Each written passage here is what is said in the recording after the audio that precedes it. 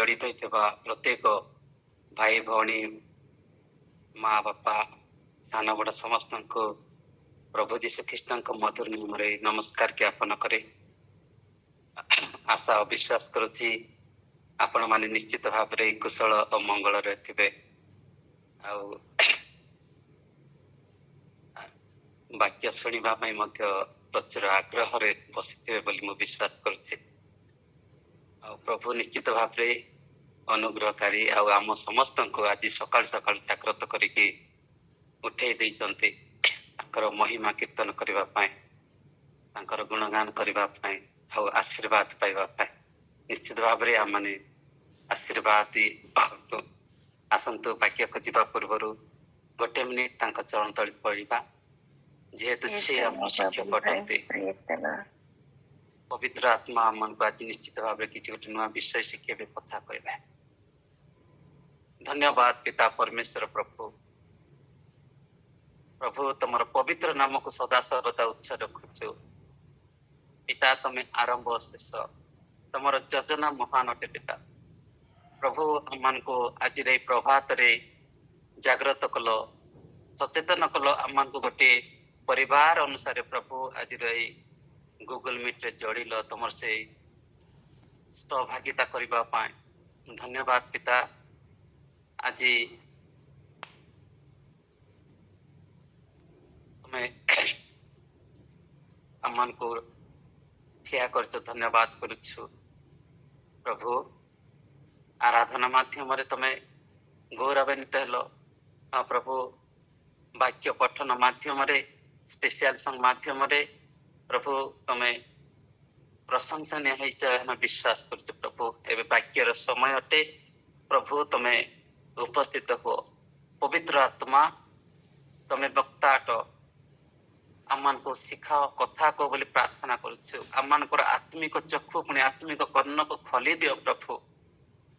आम जपरी शिखबू पुणी जागृत हो पार प्रभु। तुम्हें आम शिक्षक आज पढ़ीर भाग आम को दियो बोली प्रार्थना करुछु प्रभु। आम जपरी अन्य मनुष्क न होई प्रभु तुम वाक्य को प्रभु जागृत सहित शुणी पालन करू साहाय्य कर। धन्यवाद पिता परमेश्वर तुम प्रेम पाए तुम दया पाई तुम अनुग्रह पाए प्रभु। कौन से डिवाइस डिस्टर्बांस सेवाई दियो ना शैतान समस्त चातुरी को यीशु नाम रे भंडर करुछु। धन्यवाद पिता धन्यवाद प्रत्येक विषय पाई समस्त विषय तुम हस्तते प्रार्थना यीशु नाम मांगी आमेन आमेन आमेन आमेन। आसंतु आज टॉपिक मु नहीं स्वर्ग को जीवा को प्रस्तुति बा के माने स्वर्ग को जीवे। मु तो गोटे साधारण मनुष्य किंतु पवित्र आत्मा आज समस्त कथा कहतु। एटी अनेक विज्ञ अनेक ज्ञानी लोक माने अनेक बड़ बड़ पालक रेफरेंट माने थिबा सत्वे सम्मुख आम कि नुह तथापि पवित्र आत्मा आज आम समस्त को कथा कहतु आम को दिखात कि नुआ विषय। तेणु आज ख्रीष्ट प्रिय भाई और भणी माने समय सन्निकट प्रभु जिते जुगांत हुए कि शेष समय आसे अनेक विषय लक्षण मान देखा जाए। तेणु आम को से लक्षण अनुसार प्रस्तुति होगा पड़ो। आगमन अति सन्निकट अटे। आगमन लक्षण मान बाइबल रे लिपिबद्ध होती से अनुसार आम को जागृत होगा पड़ो। आम केते जे सचेतन अटू प्रभु आम को निश्चित भाव में किसी नया विषय आज शिखातु यह आमर विश्वास। तेणु सीधा सड़क वाक्य आड़क जा दानिएल मत पढ़ापी साहाय्य करेंगे अति शीघ्र सारिबा। दानिएल 12:4 पढ़ापी साहाय्य करेंगे। दानिएल प्रथम दानिएल 12:1-2 पढ़ा। दानिएल 12:1-2 से समय तुम लोकों संतान गणर साहाय्यकारी मिखाएल महान अधिपति ठिया हेबे ଓ ମନୁଷ୍ୟ ଗୋଷ୍ଠୀର ସ୍ଥିତିକାଳ ଠାରୁ ସେ ସମୟ ପର୍ଯ୍ୟନ୍ତ ଯେଉଁ ପ୍ରକାର ସଙ୍କଟର କାଳ କେବେ ହୋଇନାହିଁ, ଏପରି ସଙ୍କଟର କାଳ ଉପସ୍ଥିତ ହେବ। ଆଉ ତୁମ ଗୋଷ୍ଠୀୟ ଯେ ପ୍ରତ୍ୟେକ ନାମ ପୁସ୍ତକରେ ଲିଖିତ ହୋଇଅଛି, ସେମାନେ ପ୍ରତ୍ୟେକ ସେ ସମୟରେ ଉଦ୍ଧାର ପାଇବେ। ପୁଣି ପୃଥିବୀର ଧୂଳିରେ ଯେଉଁମାନେ ଶୟନ କରନ୍ତି, ସେମାନଙ୍କ ମଧ୍ୟରୁ ଅନେକ ଜାଗି ଉଠିବେ। କେତେକ ଅନନ୍ତ ଜୀବନ ଓ କେତେକ ଲଜ୍ଜା ଓ ଅନନ୍ତ ଅବଜ୍ଞା ଭୋଗ ପାଇଁ ଉଠିବେ। ଆମେନ୍। କାରଣ ଖ୍ରୀଷ୍ଟରେ ପ୍ରିୟ ଭାଇ ଆଉ ଭଳି ମାନେ ଆଗମନ ଯେ କେତେ ନିକଟବର୍ତ୍ତୀ ତାହା ଆମେ ଏଇଠୁ ଜାଣିବାକୁ ପାଉଛୁ। ତେଣୁ ସଙ୍କଟ କାଳରେ ପ୍ରତ୍ୟେକର ଆମେ ଯଦି ଭଲ କାମ କରିଥିବୁ ଏଇ ଜଗତରେ ଥିଲାବେଳେ ଯଦି ଆମେ କିଛି ଗୋଟେ ଉତ୍ତମ କାମ କରିଥିବୁ, ପ୍ରଭୁଙ୍କର ପ୍ରଶଂସନୀୟ କାମ କରିଥିବୁ, ତାହେଲେ ଆମମାନଙ୍କୁ ଏଇଠି କଣ ଯେ ପ୍ରତ୍ୟେକ ନାମ ପୁସ୍ତକରେ ଲିଖିତ ହେଇଛି, ସେମାନେ ପ୍ରତ୍ୟେକ ସେ ସମୟରେ ଉଦ୍ଧାର ପାଇବେ। ଆଉ ଆମମାନଙ୍କର ନାମ ଜୀବନ ପୁସ୍ତକରେ ଲିପିବଦ୍ଧ ହେବା ଦରକାର। ଆମମାନଙ୍କର ନାମ ସେ ପ୍ରଭୁଙ୍କର ପୁସ୍ତକରେ ଲିପିବଦ୍ଧ ହେବା ଦରକାର, ଯାହା ଫଳରେ ଆମେ କଣ କରିବା, ଉଦ୍ଧାର ପାଇବା। ଆଉ ସମୟ ନାହିଁ ଆମମାନଙ୍କୁ, ଆଉ ଆମମାନଙ୍କ ଅପେକ୍ଷାର ମାନେ କୌଣସି ଗୋଟେ ବିଷୟ ନାହିଁ। କେତେବେଳେ ଯେ ରାପ୍ଚର ହେଇଯିବ, କେତେବେଳେ ଯେ ମାନେ ସମୟ ଶେଷ ହେଇଯିବ। ତେଣୁ ଆମମାନଙ୍କୁ ଆଜିଠାରୁ ଏଇ ସମୟ ଠାରୁ ପ୍ରସ୍ତୁତି ହେବାକୁ ପଡିବ। ତେଣୁ ଆଜିର ଏଭଳି ସମୟ ଯେ ଆମେ ବାକ୍ୟ କହିବା, ଗୋଟେ ଗେଲ କରିବା ଭଳି ବାକ୍ୟ କହିବା, ଗୋଟେ ଛୋଟ ଛୁଆ ମାନଙ୍କୁ ନେଲା ଭଳି ବାକ୍ୟ କହିବା, ଏହା ହଉଛି ଗୋଟେ ସାଧାରଣ ବିଷୟ। ତେଣୁ ଆଜିର ବାକ୍ୟ ଆମମାନଙ୍କୁ କିଭଳି ପ୍ରସ୍ତୁତି ହେବା ଆଗମନ ନିମନ୍ତେ, ଏଭଳି ଗୋଟେ ମାନେ ଆମମାନଙ୍କୁ ଶିକ୍ଷା ମିଳିବା ଦରକାର। ସମୟ ନାହିଁ ଯେ ଖାଇବା ପିଇବା ଏସ୍ କରିବା, ଆଉ ବୁଲିବା ଚାଲିବା, ଧନ ଅର୍ଜନ କରିବା, ଆଉ ଘର ଉପରେ ଘର ତିଆରି କରିବା, ସୁନା ଉପରେ ସୁନା ତିଆରି କରିବା, ଏଭଳି ଚିନ୍ତାରେ ବ୍ୟସ୍ତ ରହିବା। ଏହି ସମୟ ନାହିଁ ମୋ ପ୍ରିୟ। ଆଜି ଆମ ନିକଟରେ ଅତି ଅଳ୍ପ ସମୟ ଅଛି। କେତେବେଳେ ଯେ କଣ ହେବ କିଛି ଗ୍ୟାରେଣ୍ଟି ନାହିଁ। ତେଣୁ ଆମମାନଙ୍କୁ ଅନେକ ଲକ୍ଷଣ ଆମମାନଙ୍କ ଜୀବନରେ ଦେଖିବାକୁ ମିଳିଥାଉଛି। ପୁଣି ପୃଥିବୀର ଧୂଳିରେ ଯେଉଁମାନେ ଶୟନ କରନ୍ତି, ସେମାନଙ୍କ ମଧ୍ୟରେ ଅନେକ ଜାଗି ଉଠିବେ। ଆଉ ଯେଉଁ ଲୋକମାନେ ଯଦି ପ୍ରଭୁଙ୍କ ଠାରେ ରହିକି ଯଦି ମୃତ୍ୟୁବରଣ କରିବେ, ସେମାନେ ନିଶ୍ଚିତ ଭାବରେ ଜାଗି ଉଠିବେ। ଆଉ ଯେଉଁମାନେ ପାପରେ ଭର୍ତ୍ତି ହେଇ ଆଉ ଅଧର୍ମରେ ଭର୍ତ୍ତି, ଆଉ ପ୍ରଭୁଙ୍କର ବାକ୍ୟ ଶୁଣି ଶୁଣି, ପ୍ରଭୁଙ୍କର କଥା ଶୁଣି ଶୁଣି ରହି ମଧ୍ୟ ଯେଉଁ ଲୋକମାନେ ଜାଗ୍ରତ ହେବେ ନାହିଁ, କି ଯେଉଁ ଲୋକମାନେ ପ୍ରଭୁଙ୍କର ଅବଜ୍ଞା କରିବେ, ଯେ ଲୋକମାନେ ପ୍ରଭୁଙ୍କର କଥା ମାନିବେ ନାହିଁ, ସେମାନେ ଆଉ ଲୀନ ହେବେ, ଆଉ ସେମାନେ ନରକ କୁଣ୍ଡକୁ ଯିବେ। ଆଉ ଅନେକ ଲକ୍ଷଣ ମାନେ ଆଜି ଆମେ ଦେଖିବା। ଦାନିଏଲ 12:4 ଟିକେ ପଢିବା ପାଇଁ ସାହାଯ୍ୟ କରିବେ। ମାତ୍ର ହିଁ ଦାନିଏଲ, ତୁମ୍ଭେ ଶେଷ କାଳ ପର୍ଯ୍ୟନ୍ତ ଏହି ବାକ୍ୟ ସକଳ ବନ୍ଦ କରି ଓ ଏହି ପୁସ୍ତକ ମୁଦ୍ରାଙ୍କନ କରି ରଖ। ଅନେକ ଏଣେ ତେଣେ ଧାବମାନ ହେବେ ଓ ଜ୍ଞାନର ବୃଦ୍ଧି ହେବ। ତେଣୁ ଆଗମନର ଲକ୍ଷଣ ମାନ କେତେ ଆମେ ଦେଖିବା। ଆଗମନ ଆମେ କିଭଳି ଭାବରେ ଜାଣିପାରିବା ଆଗମନ ନିକଟବର୍ତ୍ତୀ ହେଇଛି ବୋଲି। ଏଠାରେ ପବିତ୍ର ଆତ୍ମା ପରମେଶ୍ୱର କହୁଛନ୍ତି, ହେ ଦାନିଏଲ, ତୁମେ ଶେଷ କାଳ ପର୍ଯ୍ୟନ୍ତ ଏହି ବାକ୍ୟ ସକଳ ବନ୍ଦ କରି ଓ ଏହି ପୁସ୍ତକ ମୁଦ୍ରାଙ୍କନ କରି ରଖ। ତମେ ଲେଖିକରି ରଖ, ଜାଣିକରି ଲେଖ, ତମେ ମନେ ରଖ, ଆଉ ଜାଗ୍ରତ ହୁଅ, ସଚେତନ ହୁଅ। ଦେଖିବ କଣ ହଉଛି, ଅନେକ ଏଣେ ତେଣେ ଧାବମାନ ହେବେ ଓ ଜ୍ଞାନର ବୃଦ୍ଧି ହେବ। ପୁଣି ତେଣୁ ଖ୍ରୀଷ୍ଟରେ ପ୍ରିୟ ଭାଇ ଓ ଭଉଣୀ ମାନେ, ଏଠି ଲକ୍ଷଣ ଦେଖା, ଆଉ ଗୋଟିଏ ଲକ୍ଷଣ ଏଠି କୁହାଯାଉଛି, ଅନେକ ଲୋକ ଏଣେ ତେଣେ ଧାବମାନ ହେବେ। ଆଜିର ଦିନରେ ଲୋକମାନେ ଧାବମାନ ହଉଛନ୍ତି, ଯାତାୟାତ ବୃଦ୍ଧି ହଉଛି, ଲୋକଙ୍କର ସଂଖ୍ୟା ବୃଦ୍ଧି ହଉଛି। ଏହାର ଅର୍ଥ ଆପଣ ଆଉ ମୁଁ ଜାଣିବା ଦରକାର ଯେ ଶେଷ ସମୟ ଆସି ଯାଇଛି। ଶେଷ ସମୟରେ ଆମର ଏଭଳି ଲକ୍ଷଣ ମାନେ ଦେଖାଯିବ, ଲୋକ ସଂଖ୍ୟା ବୃଦ୍ଧି ହେବ, ଲୋକମାନେ ଧାବମାନ ହେବେ। ଯୋଉ ଆଗ କାଳରେ ଲୋକମାନେ ଅତି ପାଦରେ ଚାଲୁଥିଲେ, ସ୍ପିଡରେ ଯିବା ଆସିବା ହେବ, ସ୍ପିଡରେ ଆଉ ଚାଲିବା ସମୟ ଆସିବନି, ସ୍ପିଡରେ କାମ ସ୍ପିଡ ହେଇଯିବ, ପ୍ରତ୍ୟେକ ବିଷୟ ସ୍ପିଡ ହେଇଯିବ। ଲୋକମାନେ ଧାବମାନ ହେବେ, ଆଉ କିଏ ବସି ରହିବେ ନାହିଁ, କିଏ ଆଉ ମାନେ ଧୀର ସ୍ଥିରରେ କାମ କରିବା ପାଇଁ ଚାହିଁବେ ନାହିଁ। ଗୋଟେ କମ୍ପ୍ୟୁଟରୀକରଣ ହେଇଯିବ, ମାନେ ଗୋଟିଏ ମିନିଟରେ ପ୍ରତ୍ୟେକ କାର୍ଯ୍ୟ ହେଲା ଭଳି ଲୋକମାନେ ଚାହିଁବେ। ଆଜିକାଲି ସେଇଭଳି ହିଁ ହେଇଯାଉଛି ମୋ ପ୍ରିୟ ମାନେ। ଆଗ କାଳରେ ଲୋକମାନେ ପାଦରେ ଚାଲୁଥିଲେ, କିଏ ବି ଏବେ ପାଦରେ ଚାଲିବା ପାଇଁ ଇଚ୍ଛା କରୁନାହାନ୍ତି। ଲୋକମାନେ ମାନେ ମୋଟର ସାଇକେଲ ଯାଉଛନ୍ତି, ସାଇକେଲ ରେ ଯାଉଛନ୍ତି, ମାନେ ବସ ରେ ଯାଉଛନ୍ତି, କାର ରେ ଯାଉଛନ୍ତି। ପ୍ରତ୍ୟେକ ଘରେ ଘରେ କାର ହେଇଗଲାଣି। ଆପଣ ମାନେ ଯେତେ ଜଣ ଏଠି ଥିବେ, ଅନେକ ଘରେ କାର ଅଛି। ତା ପୂର୍ବରୁ ଆପଣ ଯଦି ଗୋଟେ 20-25 ବର୍ଷ ପୂର୍ବରୁ ଆପଣ ମାନେ ଯଦି ଦେଖିବେ, ଆପଣଙ୍କ ପାଖରେ ବି କାର ନଥିଲା। କାର ଆସିଲେ ଏହାର ଅର୍ଥ ହଉଛି ପବିତ୍ର ଆତ୍ମାକୁ ଧାବମାନ ହେବେ, ପୁଣି ସ୍ପିଡ ହେଇଯିବ, সময়ଟା ସ୍ପିଡ ହେଇଯିବ, ଆଉ ପ୍ରତ୍ୟେକ କାର୍ଯ୍ୟଟା ସ୍ପିଡ ହେଇଯିବ, ପ୍ରତ୍ୟେକ ବିଷୟ ସ୍ପିଡ ହେଇଯିବ। ଆଗ କାଳରେ ଲୋକମାନେ ଧୀରେ ଧୀରେ ସମସ୍ତ କାର୍ଯ୍ୟ କରୁଥିଲେ। ଆଉ ଏବେ ଗୋଟେ ଯଦି ବିବାହ କରିବା ଅଛି, ତାହେଲେ ମାନେ ଅନେକ ସାମଗ୍ରୀର ଆବଶ୍ୟକ ଅଛି। ଭୋଜି ଭାତଠୁ ଟେଣ୍ଟ ଫେଣ୍ଟ ଆରମ୍ଭ କରି ବିବାହ ପାଇଁ ପ୍ରସ୍ତୁତି ହେବା, ଯିବା ଆସିବା, ଏହା ଗୋଟେ ଗୋଟେ ଲକ୍ଷଣ। ମୋ ପ୍ରିୟ ମାନେ, ଆଗ କାଳରେ ସେଭଳି ବିବାହ ନଥିଲା। ଗୋଟେ ମାନେ ସାଧାରଣ ଗୋଟେ ମାନେ ଝିଅକୁ ଠିକ କରାହେଲା, ସେମାନଙ୍କୁ ନେଇକି ଆସିବେ, ଆଉ କଣ ଭୋଜି ସେମାନେ ଖାଇଦେବେ। ଆଗ କାଳରେ ପାଦରେ ଚାଲି ଚାଲି ବରଯାତ୍ରୀ ଯାଉଥିଲେ, କେତେ ବିଳମ୍ବ, ଚାଲି ଚାଲି ବନ୍ଧୁ ଘରକୁ ଯାଉଥିଲେ। କିନ୍ତୁ ଏବେ ଚାଲି ଚାଲି ଯିବା କଥା ତ ଛାଡନ୍ତୁ, କାର ନହେଲେ ଆମେ ଆସିବୁନି, ଘରୁ ପଦାରୁ ବାହାରିବୁନି ବୋଲିକି ମାନେ ଆଜିକାଲି ଲୋକମାନେ କହୁଛନ୍ତି। ମୋର ସମ୍ମାନ ନାହିଁ କି ମୁଁ କଣ ପାଦରେ ଚାଲିକି ଯିବି, ମୁଁ କଣ ବାଇକ ରେ ବସିକି ଯିବି? ମୋ ପାଇଁ ସ୍ପେଶିଆଲ ସିଟ ରଖନ୍ତୁ, ମୋ ପାଇଁ ସାମ୍ନା ରଖନ୍ତୁ।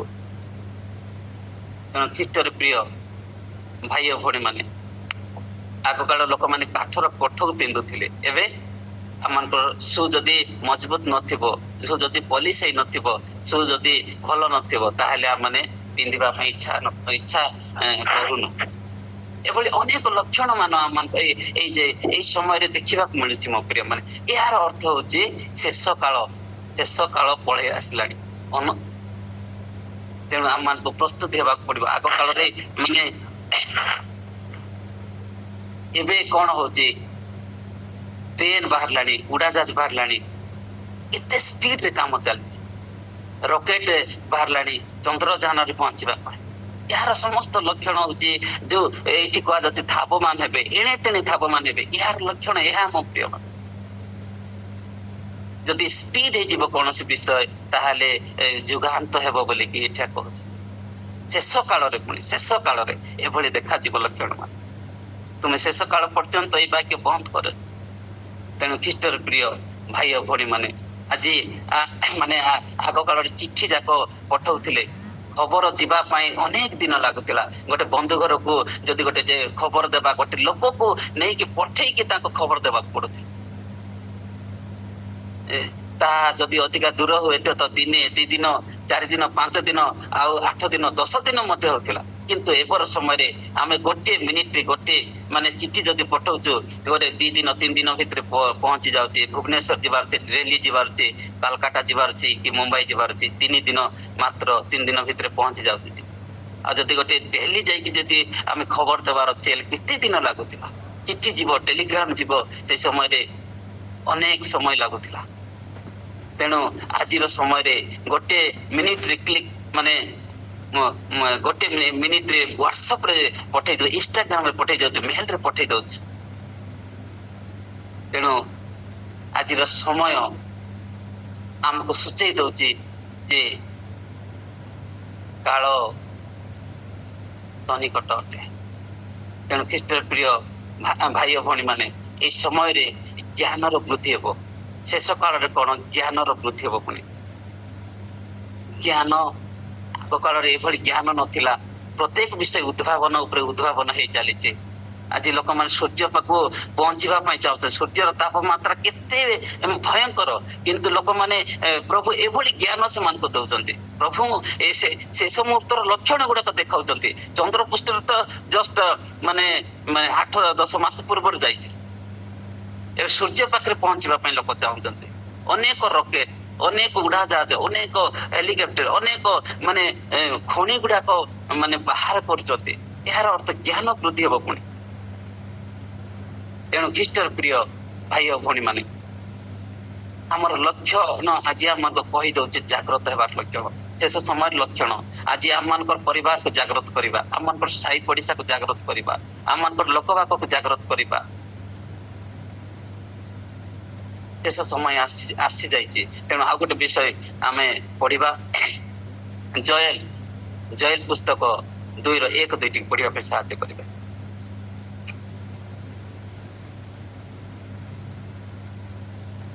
ଜୟେଲ ପୁସ୍ତକ ତୁମ୍ଭେମାନେ 2 ର ସିଓନରେ ବଜାଅ, ତୁମ୍ଭେମାନେ ସିଓନରେ ତୁରୀ ବଜାଅ ଓ ଆମ୍ଭ ପବିତ୍ର ପର୍ବତରେ ଘୋରନାଦ କର। ଦେଶ ନିବାସୀ ସମସ୍ତେ କମ୍ପମାନ ନିଅନ୍ତୁ, କାରଣ ସଦାପ୍ରଭୁଙ୍କର ଦିନ ଆସୁଅଛି, ସେ ଦିନ ନିକଟ। ତାହା ତିମିର ଓ ଅନ୍ଧକାରମୟ ଦିନ, ତାହା ମେଘଚ୍ଛନ୍ନ ଓ ନିବିଡ଼ ଅନ୍ଧକାରମୟ ଦିନ। ପର୍ବତଗଣର ଉପରେ ଅରୁଣ ତୁଲ୍ୟ ତାହା ବ୍ୟାପ୍ତ ହେଉଅଛି। ମହତୀ ଓ ବଳବତୀ ଏକ ଗୋଷ୍ଠୀ, ତତୁଲ୍ୟ ଗୋଷ୍ଠୀ କେବେ ହୋଇନାହିଁ। କେବଳ ସେମାନଙ୍କ ଉତ୍ତାରେ ଅନେକ ଅନେକ ପୁରୁଷର ବର୍ଷ ପର୍ଯ୍ୟନ୍ତ ହେବ ନାହିଁ। Praise the Lord. ତେଣୁ ଖ୍ରୀଷ୍ଟ ଭାଇ ଆଉ ଥରେ ପଦ ପର୍ବ ଟିକେ କହିଦିଅନ୍ତୁ ଭାଇ, ଆଉ ଥରେ ପଦ ପର୍ବ ଟିକେ ଶୁଭାଗଲାନି, ପଦ ପର୍ବ ଟିକେ। ଜୟେଲ ପୁସ୍ତକ 2 ର 1 2 ଲେଖି ରଖନ୍ତୁ, ଧୀରେ ଧୀରେ ଲେଖି ରଖନ୍ତୁ। ଆଜ୍ଞା ଆଜ୍ଞା। ସମୟ ଅଳ୍ପ। ତେଣୁ ଖ୍ରୀଷ୍ଟ ପ୍ରିୟ ଭାଇ ଓ ଭଉଣୀ ମାନେ, ଏଠାରେ କୁହାଯାଉଛି ଅନ୍ଧକାରମୟ ଦିନ ହେବ। ପୁଣି ଦିନ ଗୁଡାକ ଅନ୍ଧକାର ହେଇଯିବ, ଆଉ ସୂର୍ଯ୍ୟର ଆଲୋକ ଥିଲା ପରି ଦୃଶ୍ୟ ଗୁଡାକ ଦେଖାଯିବ ପାହାଡରେ, କିନ୍ତୁ ସୂର୍ଯ୍ୟର ଆଲୋକ ଆଉ ଦେଖାଯିବ ନାହିଁ ମୋ ପ୍ରିୟ। ତେଣୁ ଖ୍ରୀଷ୍ଟର ପ୍ରିୟ ଭାଇ ଓ ଭଉଣୀ ମାନେ, ଆମମାନଙ୍କୁ ଜାଗ୍ରତ ହେବାର ସମୟ ଆସି ଯାଇଛି। 3 ଟିକେ ପଢିବେ ଦିଦି। ସେମାନଙ୍କ ଆଗରେ ଅଗ୍ନି ଗ୍ରାସ କରୁଅଛି ଓ ସେମାନଙ୍କ ପଶ୍ଚାତରେ ଅଗ୍ନିଶିଖା ଦଗ୍ଧ କରୁଅଛି। ସେମାନଙ୍କ ଆଗରେ ଦେଶ ଏଦନର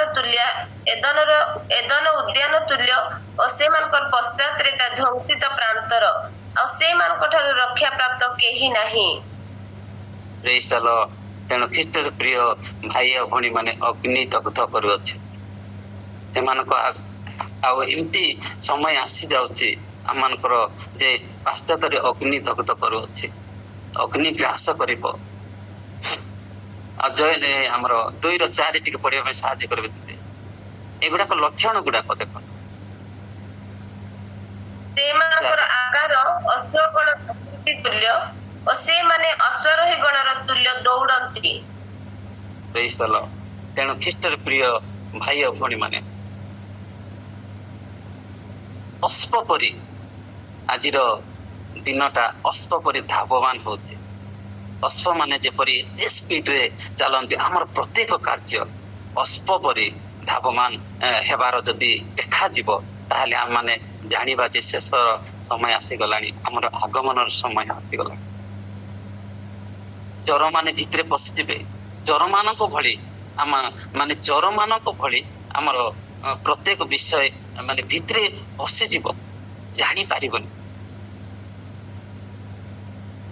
କବାଟ ବନ୍ଦ ଥିବ, ଝରକା ବନ୍ଦ ଥିବ, ପ୍ରତ୍ୟେକ ବିଷୟ ବନ୍ଦ ଥିବ। ବାକ୍ୟ ପ୍ରଚାର ପାଇଁ ଲୋକମାନେ ଡିଷ୍ଟର୍ବାନ୍ସ କରିବେ, ବାକ୍ୟ ପ୍ରଚାର କରିବା ପାଇଁ ଦେବେ ନାହିଁ, ଖ୍ରୀଷ୍ଟିଆନ ଲୋକମାନଙ୍କୁ ତାଡ଼ନା କରିବେ। ଏଭଳି ସମୟ ହଉଛି ନା, ଦେଖନ୍ତୁ ଚର୍ଚ୍ଚ ମାନଙ୍କୁ ଭଙ୍ଗାଯିବ, ଖ୍ରୀଷ୍ଟିଆନ ଲୋକ ପାଳକ ପାଳିକା ମାନଙ୍କୁ ହଇରାଣ ହରକତ କରାଯିବ, ମାନେ ମାରପିଟ କରାଯିବ। ଏଭଳି ସମୟ ଆସୁଛି ନା, ଦେଖନ୍ତୁ ଏହା ହଉଛି ଆଗମନର ସମୟ। ଆଉ ଚୋର ମାନଙ୍କ ଭଳି ଭିତରେ ପଶିକି ମାନେ ଯେତେବେଳେ ଡିକ୍ଲେରରେ କୌଣସି ବାକ୍ୟ ପ୍ରଚାର କରିବା ପାଇଁ ସୁଯୋଗ ନଦେଲେ, ପ୍ରଭୁଙ୍କର ବାକ୍ୟ କଣ କରିବ? ଚୋରମାନଙ୍କ ଭଳି ବାକ୍ୟ ପ୍ରବେଶ କରିକି ଲୋକମାନଙ୍କର ସମ୍ମୁଖରେ ପହଞ୍ଚିବ। ଚୋରମାନଙ୍କ ଭଳି କିଭଳି କହିଲେ, ଆମର ବାକ୍ୟ କିଭଳି ଚୋରମାନଙ୍କ ଭଳି ଯିବ କହିଲେ? କବାଟ ଝରକା ସବୁ ବନ୍ଦ କରିକି କିଏ କାହାକୁ ଦେଖିବେ ନାହିଁ। ଏବେ ଦେଖୁଛୁ ଆମେ, ଏବେ ଯେମିତିକି ଗୁଗୁଲ ମିଟରେ ଆମେ ଜାଣିପାରୁଛୁ, କିନ୍ତୁ କିଏ ଭିତରେ କବାଟ ଖୋଲିକି ଆସୁଛି କି? ୟୁଟ୍ୟୁବରେ ଆମେ କବାଟ ଖୋଲିକି କିଏ ପଶୁଛି, କିଏ କୋଉଠି ରହୁଛି? କିନ୍ତୁ ଏଇଟା ନ ଜାଣିଲା ଭଳି ଏବେ ଆମେ ଘର ଭିତରେ ଯାହା ଘରେ ସିଏ ଅଛୁ, କିନ୍ତୁ କିଏ ଜାଣିପାରୁଛେ କି ଏଇଟା ତ ଚର୍ଚ୍ଚରେ ନାହିଁ? କିନ୍ତୁ ଆମେ ବାକ୍ୟ ଶ୍ରବଣ କରୁଛୁ, ବାକ୍ୟ ଜାଣିପାରୁଛୁ, ବୁଝିପାରୁଛୁ। ଆଜି ବାବୁଲି ବାକ୍ୟ କହୁଛି, ଆଜି ମଧୁସ୍ମିତା ଦିଦି ଲିଡିଂ କରୁଛନ୍ତି, ଆଜି ବୀରେନ୍ଦ୍ର ଆଜ୍ଞା ସେ ଏନହାନ୍ସମେଣ୍ଟ କରୁଛନ୍ତି। ଅନେକ ବିଷୟ ଜାଣିପାରୁଛୁ, ଚୋର ମାନଙ୍କ ଭଳି, କିଏ ନ ଜାଣିଲା ଭଳି, କିନ୍ତୁ ଆମେ ବାକ୍ୟ ଶ୍ରବଣ କରିପାରୁଛୁ। ୟୁଟ୍ୟୁବ ମାଧ୍ୟମରେ, ଫେସବୁକ୍ ମାଧ୍ୟମରେ, ଇନଷ୍ଟାଗ୍ରାମ ମାଧ୍ୟମରେ, ଆଉ ହ୍ୱାଟ୍ସଆପ ମାଧ୍ୟମରେ। ଏଭଳି ଦିନ ଗୁଡାକ ଯେତେବେଳେ ଆସୁଛି ମୋ ପ୍ରିୟ ମାନେ, ସେତେବେଳେ ଆମେ ଜାଣିପାରିବା ଯେ ଏହା ହଉଛି ଶେଷ ସମୟର ଲକ୍ଷଣ ଗୁଡାକ। ଆଉ ଏଭଳି ସମୟ ଆମମାନଙ୍କୁ ପ୍ରଭୁଙ୍କ ଠାରେ ଲାଗିକି ରହିବାକୁ ପଡିବ। ଆଉ ଶେଷ ସମୟରେ ପ୍ରଭୁ, ଯେ ଲୋକମାନେ ପ୍ରଭୁଙ୍କ ଠାରେ ନାହାନ୍ତି, ପ୍ରଭୁ ତାଙ୍କୁ ମଧ୍ୟ ହାତ ଛାଡିଦେବେ। ସେମାନେ ଆଉ ରହିପାରିବେ ନାହିଁ ପ୍ରଭୁଙ୍କ ସହିତ। ଏହା ହଉଛି କେତେକ ଲକ୍ଷଣ। ତେଣୁ ଆମେ କିଭଳି ଭାବରେ ପ୍ରସ୍ତୁତି ହେବା ଦରକାର ସେ ବିଷୟରେ ମଧ୍ୟ ଆମେ କିଛି ଶିଖିବା। ଯଦି ଲକ୍ଷଣ ତ ଆମ ସମ୍ମୁଖରେ ପହଞ୍ଚି ଯାଇଛେ ତାର କିଭଳି ଭାବେ ପ୍ରସ୍ତୁତି ହେବା ସର୍ଟକଟ୍ ରେ ଆମେ ଶିଖିବା। ପ୍ରଥମ ପିତର 4:18 ଟିକେ ପଢିବା ପାଇଁ ସାହାଯ୍ୟ କରିବେ। ପ୍ରଥମ ପିତର 4:18।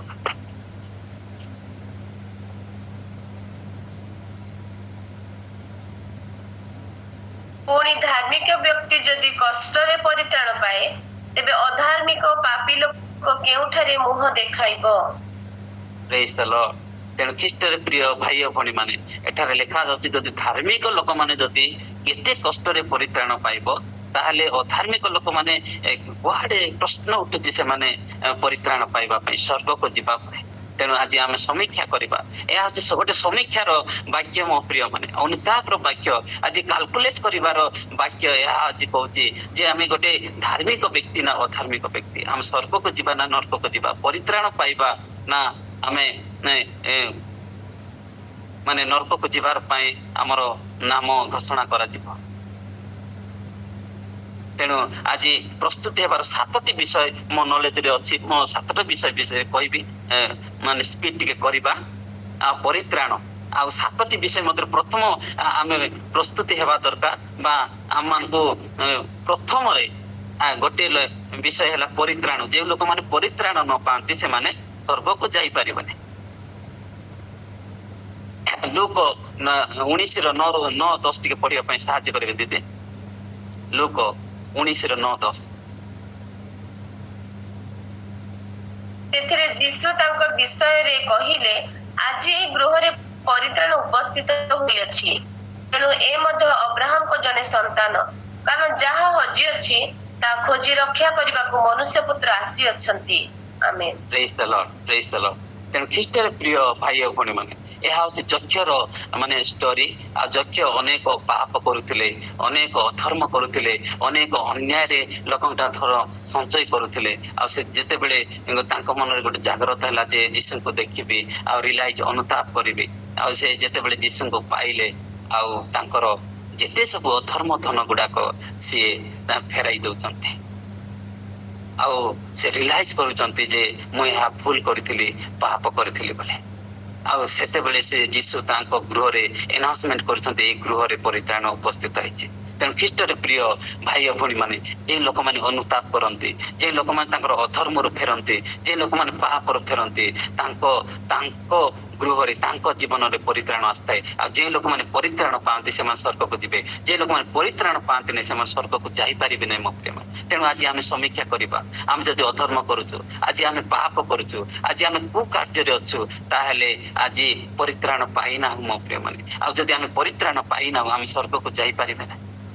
ଏହା ପ୍ରସ୍ତୁତି, ଗୋଟିଏ ପ୍ରସ୍ତୁତି। ଆଉ ଯେ ଲୋକମାନେ ପରିତ୍ରାଣ ପାଇନାହାନ୍ତି ସେ କେବେ ବି ସ୍ୱର୍ଗକୁ ଯାଇପାରିବେ।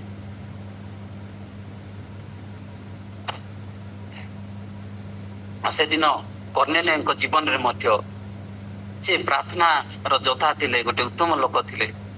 ସେ ଦାନ ଦକ୍ଷିଣା ବି ଦଉଥିଲେ। ସେଥିପାଇଁ ପ୍ରାର୍ଥନାର ଯୋଦ୍ଧା ହେଇଥିବା ହେତୁ ତାଙ୍କୁ ମଧ୍ୟ ପରିତ୍ରାଣ ଥିଲା। ଆଉ ଜହନ 3:3 ଟିକେ ପଢିବେ ଦିଦି।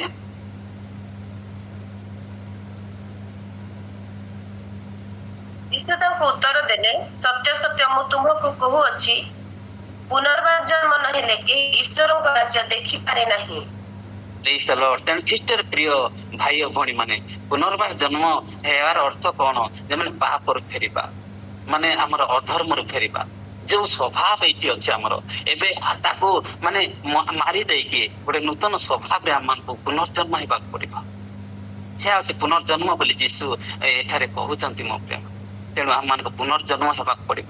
ପାପର ସ୍ୱଭାବ, ଅଧର୍ମର ସ୍ୱଭାବ, ଯୋଉ କ୍ରିଟିସାଇଜ କରିବାର ସ୍ୱଭାବ, କି ଗୋଟେ ମନରେ ଗୋଟେ ମାନେ ଖରାପ ଚିନ୍ତାଧାରା ରଖିଥିବାର ସ୍ୱଭାବ, ଯୋଉ ମାନେ ଅହଙ୍କାର, କୂଟ କପଟ ହେବାର ସ୍ୱଭାବ, ଯୋଉ ଗୋଟେ ଅନ୍ୟକୁ ତୁଚ୍ଛ କରିବାର ସ୍ୱଭାବ ଆଜି ଆମମାନଙ୍କ ଜୀବନରେ ଅଛି କି? ଦେଖନ୍ତୁ, ନିଜେ ଚିନ୍ତା କରି ଦେଖନ୍ତୁ। ଆମମାନେ ବଡ ବଡ ଦେଖାଯାଉ, ଆମମାନେ ଜ୍ଞାନୀ ଦେଖାଯାଉ, ଆମମାନେ ଗୋଟେ ଉଚ୍ଚ ଶ୍ରେଣୀର ଦେଖାଯାଉ, ବଡ ବଡ ସିଟରେ ବସିବା ପାଇଁ ଇଚ୍ଛା କରୁ, ବଡ ବଡ ଚେୟାରରେ ବସିବା ପାଇଁ ଇଚ୍ଛା କରୁ। ଆମେ ଛୋଟ ଛୋଟ ଲୋକ ଯଦି ତାଙ୍କୁ ଯଦି କୌଣସି ମୁତାବକ ତାଙ୍କୁ ଗୋଟେ ସିଟ୍ ଦିଆଯାଏ, ତାଙ୍କୁ ଆମେ ତୁଚ୍ଛ କରିଥାଉ, ସେ ଈର୍ଷା କରିଥାଉ। ଓ ସେ ଗୋଟେ ବସିଲା କି ଓ ବାବୁଲି ଗୋଟେ ପ୍ରଚାର କରୁଛି କି, ଓ ରୀତା ଦିଦି ଗୋଟେ ବାଇବେଲ ପଢୁଛନ୍ତି କି, ହଁ ବୀରେନ୍ଦ୍ର ଆଜ୍ଞା ଗୋଟେ ଲିଡ୍ କରୁଛନ୍ତି, ଏଭଳି ମନୋଭାବ ତାଙ୍କର କଣ ଅଛି ବୋଲିକି କହୁଥାଉ। ଏହା ହଉଛି ପାପ। ଏଇ ସବୁ ମାନେ ସ୍ୱଭାବଟା ଆମ ଜୀବନରେ ପାପ ଆଣି ଦଉଛି, ଅଧର୍ମ ଆଣି ଦଉଛି, ପରିତ୍ରାଣ ନାହିଁ। ଆଉ ଯେଉଁ ଭାଇ ଭଉଣୀ ମାନେ ଯଦି ଏଇ ସ୍ୱଭାବରେ ଆଜି ପର୍ଯ୍ୟନ୍ତ ବଞ୍ଚିଛନ୍ତି, ଆଜି ପବିତ୍ର ଆତ୍ମା ଆପଣଙ୍କ ମତେ କହୁଛନ୍ତି ମୋ ପ୍ରିୟ ମାନେ, ଏ ସ୍ୱଭାବକୁ ଅତି ଶୀଘ୍ର ଲୀନ କରିବାକୁ ପଡିବ। ଆଜି ତାକୁ ମାନେ ବାପ୍ତିସ୍ମ ଦେଇଦେବାକୁ ପଡିବ, ତାକୁ ମାଟିରେ ଲୀନ କରିକି ପୁନର୍ଜନ୍ମ ନେବାକୁ ପଡିବ। ତେଣୁ ଏ ପ୍ରଥମ ଗଲା ପରିତ୍ରାଣ, ଦ୍ୱିତୀୟ ଆସିବା ଜଳରେ ଡୁବ ନ ପୁଣି। ଆଉ ଯେଉଁ ଲୋକମାନେ ଜଳରେ ଡୁବ ନ ନିଅନ୍ତି ସେମାନେ ମାନେ ସ୍ୱର୍ଗକୁ ଯାଇପାରିବେନି। ଆଉ ମାର୍କ 16:16 ଟିକେ ପଢିବା ପାଇଁ ସାହାଯ୍ୟ କରିବେ।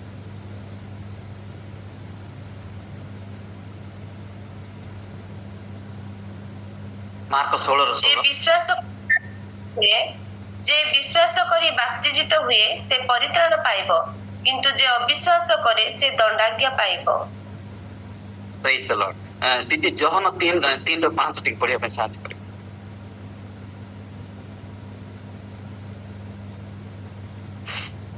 ଯୀଶୁ ଉତ୍ତର ଦେଲେ, ସତ୍ୟ ସତ୍ୟ ମୁଁ ତୁମକୁ କହୁଅଛି, ଜଳ ଓ ଆତ୍ମାରୁ ଜନ୍ମ ନ ହେଲେ କେହି ଈଶ୍ୱରଙ୍କ ରାଜ୍ୟରେ ପ୍ରବେଶ କରିପାରେ ନାହିଁ। ପ୍ରେଜ୍ ଦ ଲର୍ଡ, ପ୍ରେଜ୍ ଦ ଲର୍ଡ। ତେଣୁ ଖ୍ରୀଷ୍ଟରେ ପ୍ରିୟ ଭାଇ ଓ ଭଉଣୀ ମାନେ, ଜଳ ଆଉ ଆତ୍ମାରେ ପୁଣି ଜଳର ବି ଡୁବନ ନେବାର ଅଛି, ଆଉ ଆତ୍ମାରେ ମଧ୍ୟ ସେ ବାପ୍ତିସ୍ମ ନେବାର ଅଛି। ଈଶ୍ୱରଙ୍କ ରାଜ୍ୟରେ ପ୍ରବେଶ କରିପାରେ ନାହିଁ। ସତ୍ୟ ସତ୍ୟ ମୁଁ କହୁଛି, ଆଉ ଜଳ ଆତ୍ମାର ଜନ୍ମ ନ ହେଲେ ପୁଣି, ଆଉ ଜଳରେ ଆମେ ମାନେ ପୁନର୍ଜନ୍ମ ହେବାର ଅଛି, ଆଉ ଆତ୍ମାରେ ମଧ୍ୟ ପୁନର୍ଜନ୍ମ ହେବା ଦରକାର, ଜନ୍ମ ହେବା ଦରକାର। ଏବେ ଯୋଉ ଜନ୍ମ ହେଇଛି ତ ଏଇଟା ଗୋଟେ ଏଇ ଜାଗତିକ ଜନ୍ମ, କିନ୍ତୁ ଆମେ ପ୍ରଭୁଙ୍କ ନିକଟକୁ ଯିବାର ଅଛି, ସ୍ୱର୍ଗକୁ ଯିବାର ଅଛି, ପରିତ୍ରାଣ ପାଇବାର ଅଛି। ତାହେଲେ ଆମମାନଙ୍କୁ ଆଉ ଥରେ ଜନ୍ମ ହେବାକୁ ପଡିବ। ଜନ୍ମ ହେବାର ସ୍ୱଭାବ ଅଛି, ପୁରାତନ ସ୍ୱଭାବକୁ ଆମକୁ ମାରିଦେବାକୁ ପଡିବ। ଆମର ଯୋଉ ଅହଙ୍କାର, କୂଟ, କପଟ, ଚୋରି, ଲୁଣ୍ଠନ, ବେବିଚାର, ପ୍ରତ୍ୟେକ ଖରାପ କାର୍ଯ୍ୟ, ପ୍ରତ୍ୟେକ କୁକାର୍ଯ୍ୟକୁ କେତେବେଳେ ଆମେ ଜଳରେ ଯେତେବେଳେ ବାପ୍ତିସ୍ମ ନଉ, ଜଳରେ ଯେତେବେଳେ ଡୁମନ ନଉ, ଯେତେବେଳେ ଆମେ ଜଳରେ ଡୁବକ ମାରୁ, ସେତେବେଳେ ଆମେ ଆମର ସମସ୍ତ ପାପକୁ ଅନୁତାପ କରିକି ପରିତ୍ୟାଗ କରିଥାଉ। ଆଉ ସେ ଜୀବନକୁ ଲୀନ କରି ଗୋଟେ ନୂତନ ସ୍ୱଭାବର ଜୀବନ ବଞ୍ଚିଥାଉ। ସେତେବେଳେ ପରମେଶ୍ୱର ଆମମାନଙ୍କୁ ଆଶୀର୍ବାଦ କରିଥାନ୍ତି, ଗୋଟେ ନୂତନ ଜୀବନରେ ଆମମାନଙ୍କୁ ରଖିଥାନ୍ତି, ଯାହା ଫଳରେ ଆମକୁ ସ୍ୱର୍ଗକୁ ଯିବା ପାଇଁ ଆମକୁ ମାନେ ସୁବିଧା ହେଇଥାଏ। ପରମେଶ୍ୱର ଆମକୁ ସ୍ୱର୍ଗକୁ ନେଇଥାନ୍ତି। ଆଉ ଯେଉଁ ଲୋକମାନେ ଆଜି ପର୍ଯ୍ୟନ୍ତ ମୋ ପ୍ରିୟର ଭାଇ ଓ ଭଉଣୀ ମାନେ ଯଦି ଜଳରେ ଡୁମନ ନେଇନାହାନ୍ତି, ଏହା ମନେ ରଖନ୍ତୁ, ସ୍ୱର୍ଗକୁ ଯିବା ବହୁତ କଷ୍ଟକର। ସେ ଯିଏ ବି ହଉନା କାହିଁକି, ଆଜି ଆମମାନଙ୍କୁ ଜଳରେ ଡୁମନ ନେବାକୁ ପଡିବ। ତେବେ ଯାଇକି ପରମେଶ୍ୱର ନିଶ୍ଚିତ ଭାବରେ ଆମର ନାଁକୁ ସେ ଜୀବନ ପୁସ୍ତକରେ ଲିପିବଦ୍ଧ କରିବେ।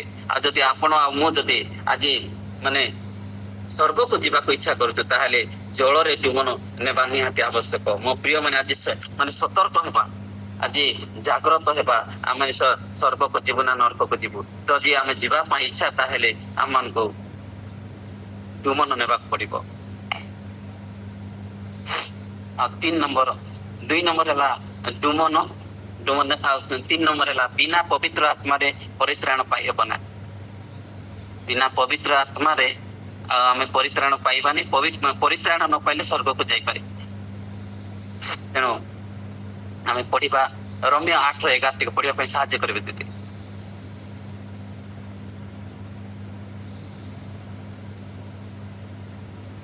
ଆଉ ଯେ ମୃତମାନଙ୍କ ମଧ୍ୟରୁ ଯୀଶୁଙ୍କୁ ଉଠାଇଲେ, ତାହାଙ୍କର ଆତ୍ମା ଯଦି ତୁମମାନଙ୍କ ଠାରେ ବାସ କରନ୍ତି, ତେବେ ଯେ ମୃତମାନଙ୍କ ମଧ୍ୟରୁ ଖ୍ରୀଷ୍ଟ ଯୀଶୁଙ୍କୁ ଉଠାଇଲେ, ସେ ତୁମମାନଙ୍କ ଠାରେ ବାସ କରୁଥିବା ଆପଣା ଆତ୍ମାଙ୍କ ଦ୍ୱାରା ତୁମମାନଙ୍କ ମର୍ତ୍ତ୍ୟ ଶରୀରକୁ ମଧ୍ୟ ଜୀବିତ କରିବେ।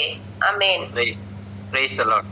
ମର୍ତ୍ତ୍ୟ ଶରୀରକୁ ମଧ୍ୟ ଜୀବିତ କରିବେ। ଯୀଶୁଙ୍କୁ ଯେଭଳି ମୃତ୍ୟୁ ପରେ ଜୀବନ ଦିଆଗଲା, ଆମକୁ ମଧ୍ୟ ମୃତ୍ୟୁ ପରେ ଜୀବନ ଦିଆଯିବ।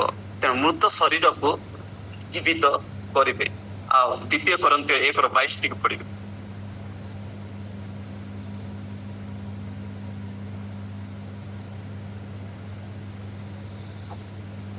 ସେ ମଧ୍ୟ ଆମମାନଙ୍କୁ ମୁଦ୍ରାଙ୍କିତ କରିଅଛନ୍ତି ଓ ଆମମାନଙ୍କ ହୃଦୟରେ ପବିତ୍ର ଆତ୍ମାକୁ ବଇନା ସ୍ୱରୂପେ ଦାନ କରିଅଛନ୍ତି।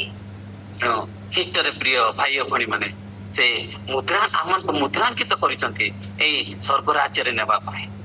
ଆଉ हमको ख्रीष्ट को बहिना स्वरूप आडभांस बहिना मन कौन माने माने आडभांस देवार अच्छे गोटे विषय जदि माने किणवार अच्छे कि कौन विषय जदि आमको नेवार अच्छे ताले बेले बेले से जगह जदि नथिले खाली माने आडभांस आम दे दो आडभांस हमको आडभांस देइचंते आडभांस देकी जीसु को ए जगत रे पठे आ जे लोक माने जीसु को विश्वास करते से मान परित्राण पाए जदि आम जीसु को विश्वास करूछु से आडभांस देतिबा जिंस को हम जदि हम ग्रहण करूछु ताहले आम निश्चित स्वर्ग राज्य को जाई परिबा नहले मिछ और अन्य लोक माने जदि भंड कथा कहउचंते मिछ कथा कहउचंते माने जीसु को ग्रहण न करिकि तुम स्वर्ग को जीव मिछ पाका मिछ आपण माने विश्वास करंतो नै मो प्रिय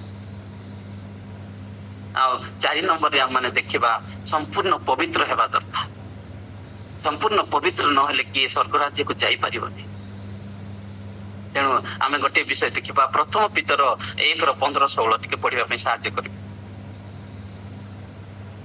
मात्र तुमମାନଙ୍କୁ आह्वान करता जेपरि पवित्र तुम्हें माने मध्य आज्ञाबह संतान मानक परि समस्त आचरण रे सेही परि पवित्र हुओ जेनु लेखा अछि तुम्हें माने पवित्र हुओ कारण आम्भे पवित्र आमेन प्रेज द लॉर्ड हालेलुया तेणु ख्रीष्ट रे प्रिय भाई और भणी मान जे लोक माने पवित्र होती से स्वर्ग राज्य को जीवे आ जे लोक माने एपर्यंत पवित्र होई नांती माने कलुषित जीवन काटुचंती अधर्म जीवन काटुचंती अपवित्र जीवन काटुचंती मिछ कथा के स्वर्ग को जाई परिबे नै आज माने को परिस्थिति रे अछु मो प्रिय माने आज कहिबारे आ जगत रे तो कहा जाउची गोटे जन हेले मते धार्मिक ना तेनु हम माने को कैटेगरी रे अछु मो प्रिय माने स्वर्ग जाई परिबो तो आम स्वर्ग को पहुंची पारिबो तो आम लिस्ट आसे जीवन पुस्तक रे लिपिबद्ध हो पारिबो तो बेले बेले आमे बड़ बड़ देखा जाऊ बालक बालिका देखा जाऊ आम हृदय रे अनेक माने भर्ती हेई थाए अनेक अधर्म गुड़ाक अनेक कुकार्य अहंकार कूट कपट ईर्षा अनेक माने खराब गुण गुड़ाक देखा जाऊ हमर परिष्कार शरीर सुंदर चेहरा नाक कान गाल चिक चिक करथाए चुट्टी बढ़िया देखा जाता ड्रेस सफा दामी दामी ड्रेस पिंधि था किंतु भितरे देखला बेलको माने अति कम दाम रो हृदय रखी था अति कम दाम रो मन रखी था तेणु मो प्रिय माने आज आमे केउ मन रे अछु केउ हृदय रे अछु केउ कार्य रे अछु आज समीक्षा करबा आज जे लोक माने पवित्र जीवन काटु नांती निश्चित भाव रे मु हेई थाउ ना काईके मु मते मते मते वाक्य कहूची आज समस्त वाक्य कहूची आ से माने किए हेले स्वर्ग राज्य को जाई परिबे पातर अंतर करबा लोक आज हिंसा करबा लोक कलह करबा लोक माने अहंकार हेबा लोक केबे मते जाई पारे आ पंचम रे आसला के लोक माने जाई परिबे पाप शैतान ठारो दूर रहिबा लोक पाप ठारो शैतान ठारो दूर रहिबा लोक से स्वर्ग राज्य को जाई पारे आ किभली भाव रे हम जाई परबा टिके देखिबा प्रकाशित वाक्य 12:11 टिके पढ़िया पे सहायता करिबा प्रकाशित वाक्य 12:11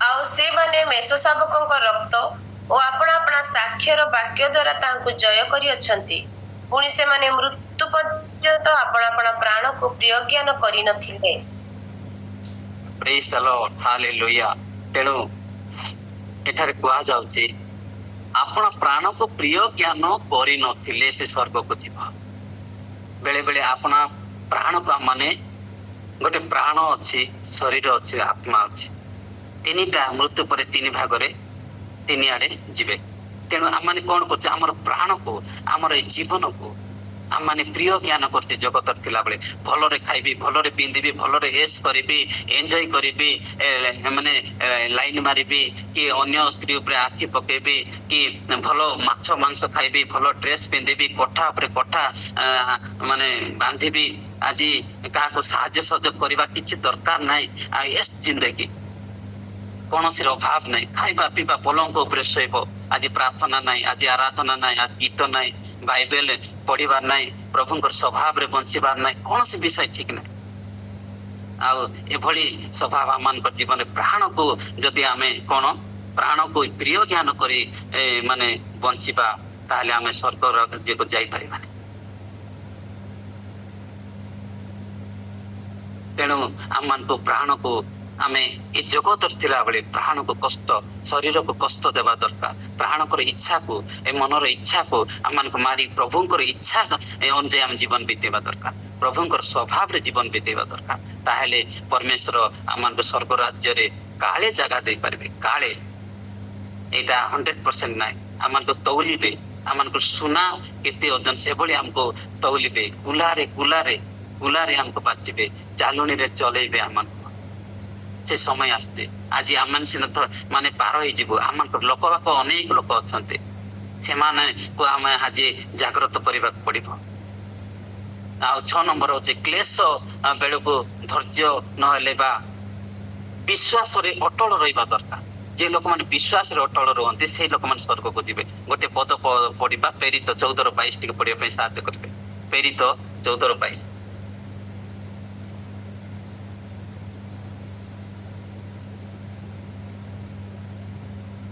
ପୁଣି ସେ ସ୍ଥାନ ମାନଙ୍କରେ ଶିଷ୍ୟମାନଙ୍କ ମନକୁ ସୁସ୍ଥିର କଲେ ଓ ବିଶ୍ୱାସରେ ଅଟଳ ରହିବା ପାଇଁ ସେମାନଙ୍କୁ ଉତ୍ସାହ ପ୍ରଦାନ କରି କହିଲେ, ଅନେକ କ୍ଲେଶ ମଧ୍ୟ ଦେଇ ଆମମାନଙ୍କୁ ଈଶ୍ୱରଙ୍କ ରାଜ୍ୟରେ ପ୍ରବେଶ କରିବାକୁ ହେବ। ତେଣୁ ଦେଖନ୍ତୁ, ଅନେକ କ୍ଲେଶ ମଧ୍ୟ ଦେଇ ଈଶ୍ୱରଙ୍କ ରାଜ୍ୟରେ ଆମମାନଙ୍କୁ ପ୍ରବେଶ କରିବାକୁ ହେବ। ଆଉ ଅନେକ ଦୁଃଖ ଆସିବ, ଅନେକ ତାଡ଼ନା ଆସିବ, ଅନେକ ନିନ୍ଦା ଆସିବ, ଅନେକ ସମସ୍ୟା ଆସିବ ଖ୍ରୀଷ୍ଟଙ୍କ ସହିତ ରହିଲେ। ଖ୍ରୀଷ୍ଟଙ୍କ ମାନେ ଧର୍ମକୁ ଆପଣେଇ ଖ୍ରୀଷ୍ଟଙ୍କ ବିଶ୍ୱାସ ରହିଲେ, ଖ୍ରୀଷ୍ଟଙ୍କ ମାନେ ଇଚ୍ଛା ମୁତାବକ ଜୀବନ କାଟିଲେ। ତେଣୁ ଆମକୁ ଧୈର୍ଯ୍ୟର ସହିତ ରହିବାକୁ ପଡିବ। ସେ ତାଳ ବୃକ୍ଷ ଭଳି, ତାଳ ବୃକ୍ଷ ଯେପରି ଯେତେ ପବନ ଆସୁ, ଯେତେ ମାନେ ଝଡ଼ ଆସୁ, ସେ କାହାକୁ ମଧ୍ୟ ଖାତିର ନ କରି ଧୈର୍ଯ୍ୟର ସହିତ ରହିଥାଏ। ଅନେକ ଦୁଃଖ ପାଇଥାଏ, ଅନେକ ପବନର ଝାଞ୍ଜି ପାଇଥାଏ, ବାଲିର ମାଡ଼ ପାଇଥାଏ, କିନ୍ତୁ ସେ ହଲଚଲ ହୁଏନି। ଆମେ ମଧ୍ୟ ଅନେକ ତାଡ଼ନା ଆସିଲେ, ନିନ୍ଦା ଆସିଲେ, ମାଡ଼ ଆସିଲେ, ଆଉ ମାନେ ଅନେକ ସମସ୍ୟା ଆସିଲେ, ରୋଗ ଆସିଲେ, ଦୁଃଖ ଆସିଲେ ଆମେ ହଲଚଲ ହେବା ନାହିଁ, ପ୍ରଭୁଙ୍କ ସହିତ ରହିବା।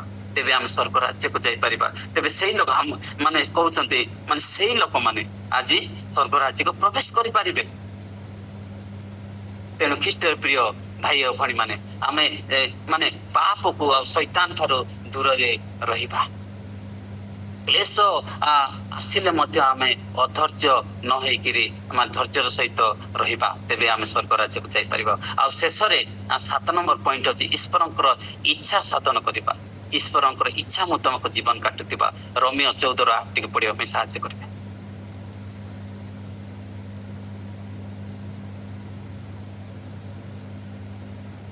ଯେଣୁ ଯଦି ଆମ୍ଭେମାନେ ବଞ୍ଚୁ ତେବେ ପ୍ରଭୁଙ୍କ ବଞ୍ଚୁ, କିମ୍ବା ଯଦି ମରୁ ତେବେ ପ୍ରଭୁଙ୍କ ଉଦ୍ଦେଶ୍ୟରେ ମରୁ। ଅତଏବ ଯଦି ଆମ୍ଭେମାନେ ବଞ୍ଚୁ କିମ୍ବା ମରୁ, ଆମ୍ଭେମାନେ ପ୍ରଭୁଙ୍କର ଅଟୁ। ପ୍ରେଜ୍ ଦ ଲର୍ଡ, ହାଲେଲୁୟା।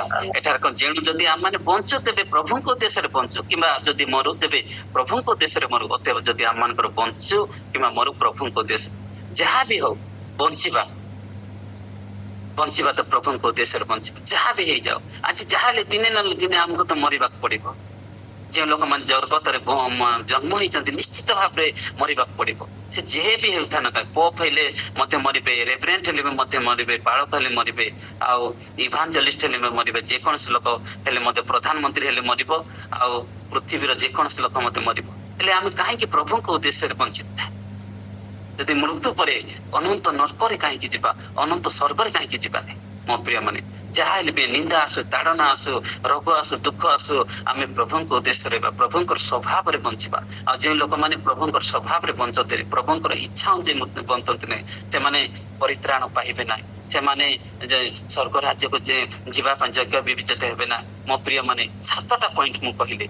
ତେଣୁ ସେଇଦିନ ଯୋସେଫ ମଧ୍ୟ ପ୍ରଭୁଙ୍କ ଇଚ୍ଛା ମୁତାବକ ବଞ୍ଚୁଥିଲେ। ସେଦିନ ଜଗତରେ ଥିଲାବେଳେ ଯୀଶୁ ମଧ୍ୟ ମାନେ ପିତାଙ୍କର ଇଚ୍ଛା ମୁତାବକ ବଞ୍ଚୁଥିଲେ।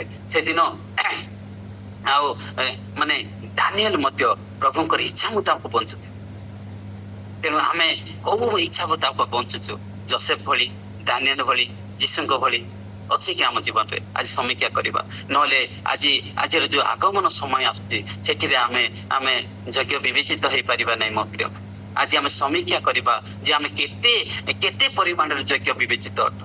ଆମେ କେତେ ପରିମାଣରେ 10%, 20%, 30% ଯଜ୍ଞ ବିବେଚିତ ହୋଇଛୁ କି? ଯଦି ବା ଆମେ କମ ଅଛୁ ତାହେଲେ ଆମର ଯୋଉ ଭିତରେ ଥିବା ଅହଙ୍କାର, କୂଟ, କପଟ, ଯୋଉ ମାନେ ଗୋଟେ ହିଂସା କି ଗୋଟେ ଖରାପ ଗୁଣ, ଅପବିତ୍ର ଜୀବନ କାଟିବା କି ଅଧୈର୍ଯ୍ୟ ଜୀବନ କାଟିବା କି ଆମେ ଟଳମଳ ହେଇଯାଉଛୁ କି ପ୍ରଭୁଙ୍କର ଇଚ୍ଛା ସାଧନ କରୁନାହୁଁ କି ଆମେ ସମ୍ପୂର୍ଣ୍ଣ ପବିତ୍ର ନାହୁଁ କି ଆଜି ଆମକୁ ମାନେ ସ୍ୱର୍ଗ ରାଜ୍ୟ ଯିବା ପାଇଁ ବାଧା ସୃଷ୍ଟି ହଉଛି। ଆଜି ଆମେ ମାନେ ଡୁମନ ନେଇନାହୁଁ କି ଆଜି ଆମେ ପ୍ରଭୁଙ୍କର କୌଣସି 7ଟା ପଏଣ୍ଟ କହିଲେ ଯାହାକି ସେ କଣ ଆମ ଜୀବନରେ କମି ଅଛି କି ଆଜି ସମୀକ୍ଷା କରିବା। ଆଉ এই 7ଟା ପଏଣ୍ଟ ମଧ୍ୟରୁ ଗୋଟେ ପଏଣ୍ଟ ମଧ୍ୟ ଯଦି କମିଥିବ ସ୍ୱର୍ଗ ରାଜ୍ୟରେ ପ୍ରବେଶ କରିବା ବହୁତ କଷ୍ଟ ହଉଛି ମୋ ପ୍ରିୟ। ଆପଣଙ୍କ ମୋ ଜୀବନରେ ଆମେ ସ୍ୱର୍ଗ ରାଜ୍ୟ ଦେଖିପାରିବା ନାହିଁ। ଆଜିର ସମୟ ହଉଛି ସନ୍ନିକଟର ସମୟ। ଆଜିର ସମୟ ହଉଛି ମାନେ ଅନେକ ଲକ୍ଷଣ ମାନ ଦେଖାଯାଉଛି ଯାହାକି ଧାବମାନ ହେବ, ପୁଣି ସ୍ପିଡ ହେଇଯିବ, କୌଣସି ଯାତାୟାତ ବୃଦ୍ଧି ହେଇଯିବ, ଲୋକମାନେ ଏପଟ ସେପଟେ ବେଶୀ ଯିବା ଆସିବା କରିବେ, ଲୋକମାନେ ଘର ବେଶୀ ବାନ୍ଧିବେ, ଲୋକମାନଙ୍କର ଜୀବନ ଶୈଳୀ ଉନ୍ନତ ହେବ, ଲୋକମାନଙ୍କ ଜୀବନରେ ଟଙ୍କା ପଇସା ବେଶୀ ହେବ, ଧନ ସମ୍ପତ୍ତି ବେଶୀ ହେବ, ଲୋକମାନେ ବହୁତ ମାନେ ହ୍ୟାଣ୍ଡସମ୍ ଦେଖାଯିବେ, ବେଳେ ବେଳେ ଅନେକ ରୋଗୀ ବୃଦ୍ଧି ହେବେ, ଅନେକ ମେଡିକାଲ ସୃଷ୍ଟି ହେବ, ଅନେକ ମାନେ ସଚେତନତାର କାର୍ଯ୍ୟକ୍ରମ ହେବ, ଅନେକ ମାନେ ଉନ୍ନତିମୂଳକ କାର୍ଯ୍ୟ ଗୁଡାକ ହେବ। ଯୋଉଠି ମାନେ ମାଟି ରାସ୍ତା ଥିଲା ସେଠି କଂକ୍ରିଟ ରାସ୍ତା ହେବ, ପିଚୁ ରାସ୍ତା ହେବ, ଯେଉଁ ଘରେ ଗାଡି ନଥିଲା ଗାଡି ଆସିବ, ଯେଉଁ ଘରେ ମାନେ ଯେକୌଣସି ବିଷୟ ନଥିଲା ସେଇ ବିଷୟ ଗୁଡାକ ନୂଆରେ ଯଦି ଆପଣଙ୍କର ଗୃହରେ ମାନେ ଦେଖାଯାଉଛି, ମାନେ ଏହା ଭାବନ୍ତୁ ଯେ ନିଶ୍ଚିତ ଭାବରେ ଏହା ମାନେ ଆଗମନର ସମୟର ଲକ୍ଷଣ। ଆଉ ଜ୍ଞାନ ବୃଦ୍ଧି ପାଇବ। ଅନେକ ନିଜର ପୁଅ ଝିଅ ମାନେ ଯୋଉଠି ଆଗ କାଳରେ ଆମ ଘର ମାନଙ୍କରେ ଚାକିରିର ଗୋଟେ ସ୍ୱପ୍ନ ଥିଲା, ଚାକିରି ଗୋଟେ ମିଳିପାରୁନଥିଲା, କିନ୍ତୁ ଗୋଟିଏ ଘରେ ପ୍ରତ୍ୟେକ ଲୋକ ଚାକିରି କରୁଛନ୍ତି। ଏହା ଜ୍ଞାନର ବୃଦ୍ଧି ହେବା ଯୋଗୁଁ ଆଜି ଆମେ ସେଇ ଜ୍ଞାନର କଣ୍ଟେଷ୍ଟ ସିଲେକ୍ସନ ହେଇକି ଚାକିରି ପାଇପାରୁଛୁ। ଆଜି ସେ ଚାକିରି କି ଅନ୍ୟାନ୍ୟ ଧନ ବୃଦ୍ଧି ହଉଛି, ଏହାର ଲକ୍ଷଣ ମାନ ଦେଖାଯାଉଛି ଆଗମନର ସମୟ। ତେଣୁ ଖ୍ରୀଷ୍ଟରେ ପ୍ରିୟ ଭାଇ ଓ ଭଉଣୀ ମାନେ ଆଜି ଆମକୁ ସମୟ ନାହିଁ, ଆଜି ଆମକୁ ମାନେ ଚିନ୍ତା କରିବାର ସମୟ ନାହିଁ, ଆଜି ଆମର ପ୍ରସ୍ତୁତି ହେବାର ସମୟ। ଏହା ହଉଛି ସାଲଭେସନ ପିରିୟଡ ଚାଲିଛି, ସାଲଭେସନ ଅନୁଗ୍ରହର ସମୟ ଚାଲିଛି। ଆଉ କେତେବେଳେ ଯେ କଣ ହବ କୌଣସି ଗ୍ୟାରେଣ୍ଟି ନାହିଁ। ସେଦିନ ତୁରିଧ୍ୱନି ବାଜିବ, ସେଦିନ ପ୍ରସ୍ତୁତି ହେବ, ସେଦିନ ଯେଉଁ ଲୋକମାନଙ୍କର କର୍ଣ୍ଣରେ ତୁରିଧ୍ୱନି ବାଜିବ ସେମାନେ ହିଁ ସ୍ୱର୍ଗକୁ ଯାଇପାରିବେ, ସେ ଜିୟନ ପର୍ବତରେ ସେମାନେ ପହଞ୍ଚି ପାରିବେ। ତେଣୁ ଖ୍ରୀଷ୍ଟରେ ପ୍ରିୟ ଭାଇ ଓ ଭଉଣୀ ମାନେ ଆଜି ଏ ବାକ୍ୟ ଆଜି ବାବୁଲି କହିଦେଲା, ମୁଁ କହିଦେଲି ସତ କଥା, କିନ୍ତୁ ପାଳନ କରିବାର କର୍ତ୍ତବ୍ୟ ଆପଣଙ୍କର ଦାୟିତ୍ୱ, ଆଉ ମୋର ମଧ୍ୟ ଦାୟିତ୍ୱ। ପବିତ୍ର ଆତ୍ମା ମତେ କହୁଛନ୍ତି ତୁ ବି ପାଳନ କରେ ବେଟା। ତେଣୁ ଖ୍ରୀଷ୍ଟରେ ପ୍ରିୟ ଭାଇ ଓ ଭଉଣୀ ମାନେ ଆଜି ଏ ପ୍ରଭାତରେ ମୁଁ ଆପଣ ମାନଙ୍କୁ ଉତ୍ସାହିତ କରିବା ପାଇଁ ଚାହେଁ, ଆମର ସମୟ ନାହିଁ। ଆଜି ଆମେ କେଉଁ ଷ୍ଟେଜରେ ଅଛୁ ମୋ ପ୍ରିୟ ମାନେ, କେତେବେଳେ ଯେ ରେପଚର ହେଇଯିବ, କେତେବେଳେ ଯେ ଆମର ଜୀବନ ଚାଲିଯିବ, କେତେ ଲୋକ ମାନେ ଆକ୍ସିଡେଣ୍ଟରେ ମରି ଯାଉଛନ୍ତି, କେତେ ଲୋକ ରୁଗ୍ଣ ହେଇକି ହଠାତ୍ ଆମ ଚର୍ଚ୍ଚର ଗୋଟେ ଲୋକ 3 ମାସ କେବଳ 3 ମାସରେ ତାର ଗୋଟେ ୟଙ୍ଗ ପିଲାର ଜୀବନ ପଳେଇଗଲା। ଆମେ ଜାଣିନଥିଲୁ। ଗୋଟେ ସପ୍ତାହରେ ସେ ମାନେ ନବରଙ୍ଗପୁର, କୋରାପୁଟ, ପୁଣି ଐଜାକରେ ପହଞ୍ଚିଲା ବେଳକୁ ସପ୍ତାହରେ ତାର ଜୀବନ ନାହିଁ। ଆଜିକୁ 5-6 ଦିନ ଖଣ୍ଡେ ହବ। ତେଣୁ କେତେବେଳେ ଯେ କୌଣସି ୟଙ୍ଗ ଯୋଦ୍ଧା ଭଳିଆ ଲୋକ, WW ଭଳିଆ ଲୋକ, ସେ ଆଜି ହାର ମାନି ଯାଇଛି। ତାର 3ଟା ସନ୍ତାନ ଆଉ ତା ସ୍ତ୍ରୀ ବି ୟଙ୍ଗ, ସେ ମରି ଯାଉଛନ୍ତି।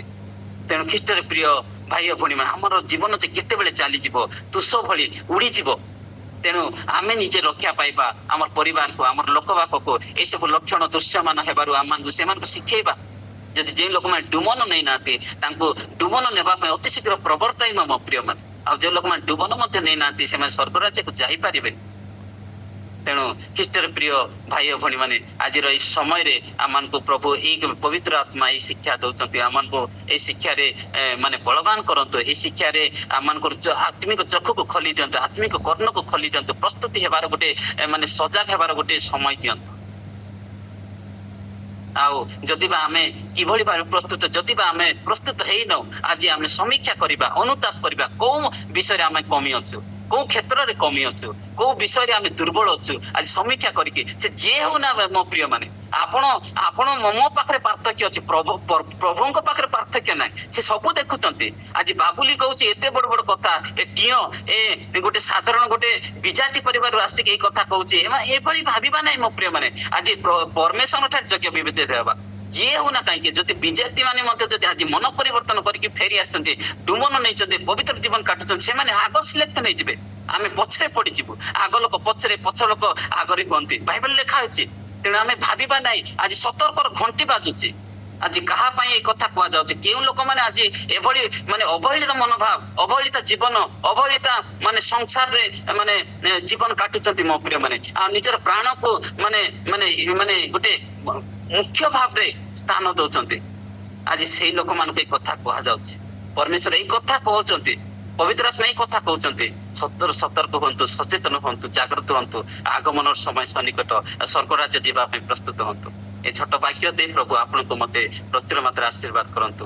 ଆମେନ୍ ଆମେନ୍ ଆମେନ୍। हालेलुया। मैं जीऊं या मरूं वो तेरे लिए, तू मेरा प्रभु, जीवन का मकसद तू है, मेरे जीने का कारण तू है। भाई